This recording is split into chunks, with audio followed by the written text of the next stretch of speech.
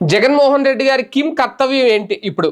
అంటే ఉద్యమాల బాట పడతారా, ప్రజల్లోకి వెళ్తారా, లేదంటే మళ్ళీ కొన్ని రోజులు తాడేపల్లికే పరిమితం అవుతారా అనేది ఒకటి. ఎందుకంటే వలంనేని వంశీ అరెస్ట్ తర్వాత ఆయన వచ్చి పరామర్శించడం ఒక రకంగా, అప్పుడు అక్కడికి వచ్చిన జన సందోహం కానీ, జగన్మోహన్ రెడ్డిని చూడడానికి వచ్చిన అభిమానులు వాళ్ళందరూ అక్కడ సీఎం సీఎం అంటూ పెద్దగా నినాదాలు చేయడం కానీ, ఆ క్రౌడ్ చూస్తే ఎలాంటి పిలుపు ఇవ్వకుండా జగన్మోహన్ రెడ్డి వస్తేనే అలా ఉంటే, ఒక కార్యాచరణ ప్రకటించి జనాల్లోకి వెళ్తే గనక, ప్రజల్లోకి వెళితే, గ్రామాల్లోనో లేదంటే నియోజకవర్గాల్లోనో జిల్లాల్లో పర్యటన చేస్తే ఏ విధమైన స్పందన వస్తుందని ప్రత్యేకంగా చెప్పాల్సిన అవసరం లేదు. ఇమీడియట్గా వెంటనే నెక్స్ట్ డే గుంటూరులో ఆయన మిర్చి యార్డుకు సంబంధించి రైతుల్ని పరామర్శించడానికి వచ్చినప్పుడు, అక్కడ తెలుసుకోవడానికి వచ్చినప్పుడు ఎలాంటి జనం వచ్చారో మనం చూసాం, ఆ క్రౌడ్ చూసాం.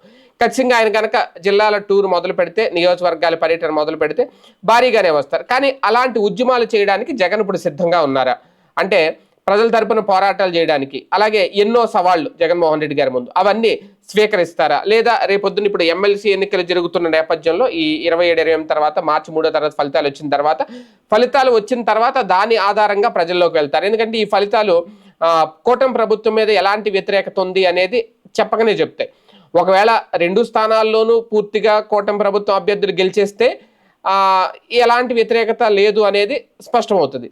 లేదు, ఒకవేళ కూటమి అభ్యర్థులు ఓటమి పాలైతే, ఒకచోట కనీసం ఓటమి పాలైనా, లేదంటే అతి తక్కువ మెజార్టీతో గెలిచిన, ప్రభుత్వ వ్యతిరేకత ఉంది, అలాగే వైసీపీకి జగన్మోహన్ రెడ్డికి మళ్ళీ సానుకూలత పెరిగింది అనేది ఒక క్లారిటీ వస్తుంది. ఎందుకంటే అక్కడ వాళ్ళు బరిలో లేకపోయినా సరే వైసీపీ వ్యతిరేక ఓటు బ్యాంకు కూటమికి వెళ్ళకపోతే కనుక అక్కడ పీడీఎఫ్ అభ్యర్థులకు వామపక్షాలు ఖచ్చితంగా వెళ్తుంది. వామపక్షాలు కనుక గెలిస్తే అదే సంకేతం వస్తుంది. ఇంకొకటి కూడా, ఇక్కడ ఇవి గ్రాడ్యుయేట్ ఎమ్మెల్సీ ఎన్నికలు కాబట్టి సాధారణంగా వామపక్షాలు కూడా గెలిచే అవకాశాలు ఎక్కువే ఉంటాయి. కానీ అంత పాజిటివిటీ కనుక ఉంటే వామపక్షాలు కూడా ఓటమి పాలవ్వాలి. ఎవరి మీద పాజిటివిటీ ఉండాలి? సానుకూలత అంటే కూటమి ప్రభుత్వం మీద, అంటే జగన్మోహన్ రెడ్డి గారి మీద వ్యతిరేకత ఉండాలి ఇక్కడ. అదే నేపథ్యంలో బాబు గారి మీద, పవన్ కళ్యాణ్ గారి మీద అంత సానుకూలత ఉంటే కనుక ఖచ్చితంగా అక్కడ వామపక్షాలు కూడా ఓటమి పాలవుతాయని, దాన్ని బట్టి జగన్మోహన్ రెడ్డి గారు నిర్ణయం తీసుకుంటారా? ప్రజల్లోకి ఇప్పుడు వెళ్ళాలా, లేదంటే ఆలస్యంగా వెళ్ళాలా, ఎలాంటి ఉద్యమ కార్యాచరణతో ముందుకు వెళ్ళాలి అనేది. ఇప్పుడు ఆ కిమ్ కర్తవ్యం ఏంటి అనేది త్వరలోనే ప్రకటించే అవకాశం కనిపిస్తుంది వైసీపీ.